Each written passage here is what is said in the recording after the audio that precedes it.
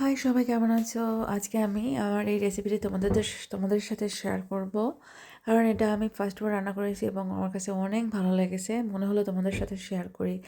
এর জন্য আমি পুঁটি মাছগুলোকে ভালোভাবে ধুয়ে পরিষ্কার করে নিয়েছি। তারপর আমি একটা টমেটো এভাবে চপড করে নিয়েছি, বড়টা এভাবে বড় বড় করে কেটে নিয়েছি। তারপর একটা বড় সাইজের পেঁয়াজ এভাবে বড় করে কেটে নিয়েছি, আবারও সাথে কোয়া নিয়েছি এবং আদা দিয়ে এভাবে একসাথে ভাজি করে নিচ্ছি।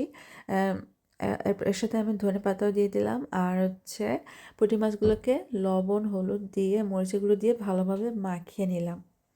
তারপর যেটা করেছি এটা কিন্তু খেতে খুব ভালোই লেগেছে। এরপরে আমি একটু জিরা বা কালো জিরা ফোড়ন দিয়ে নিলাম। তারপর ওই যে ওই যে পেঁয়াজ, তারপর টমেটো, ধনেপাতা, আদা, রসুনগুলোকে পেস্ট করে নিয়েছি, এখন এর ভেতরে দিয়ে দিলাম।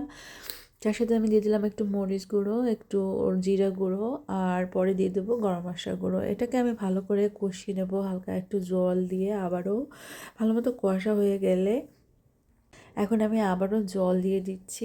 ঝোল অনুযায়ী আমি এখানে পরিমাণ মতো জল দিয়ে নিলাম। এবার এখানে একটু লবণ দিয়ে নিলাম স্বাদ অনুযায়ী, আর সাথে গরম মশলাটা দিয়ে দিলাম। এখন এটাকে বলক আসলে আমি এখানে মাছগুলো দিয়ে দেবো, আগে থেকে ভেজে রাখা পুঁটি মাছগুলো। তারপর আমি ঢেকে ঢেকে কিছু সময় রান্না করব এবং নামানোর আগে আমি একটু ধনেপাতা দিয়ে দিচ্ছি, আর সাথে দিয়ে দিচ্ছি একটু কাঁচা ঝাল। এটা খেলে কিন্তু খুবই দারুণ লাগে, খুবই মজা লেগেছে আমার। তো মনে হলো তোমাদের সাথে শেয়ার করি। তোমরা অবশ্যই বাসায় ট্রাই করো, আর কেমন লাগলো আমাকে অবশ্যই কমেন্টে লিখে জানিও। আর কে কে এভাবে খেয়েছো আগে সেটাও আমাকে জানাইও। আর সবাই ভালো থাকো, সুস্থ থাকো। আর আমার এই রেসিপিটি তোমাদের কেমন লেগেছে সেটাও কমেন্টে লিখে জানিও। আর তোমরা কে কোথা থেকে দেখছো প্লিজ প্লিজ কমেন্টে লিখে জানিও, তো আমিও জানবো যে তোমরা কে কোথা থেকে দেখছো। সবাই ভালো থাকো, সুস্থ থাকো। আবারও বাই।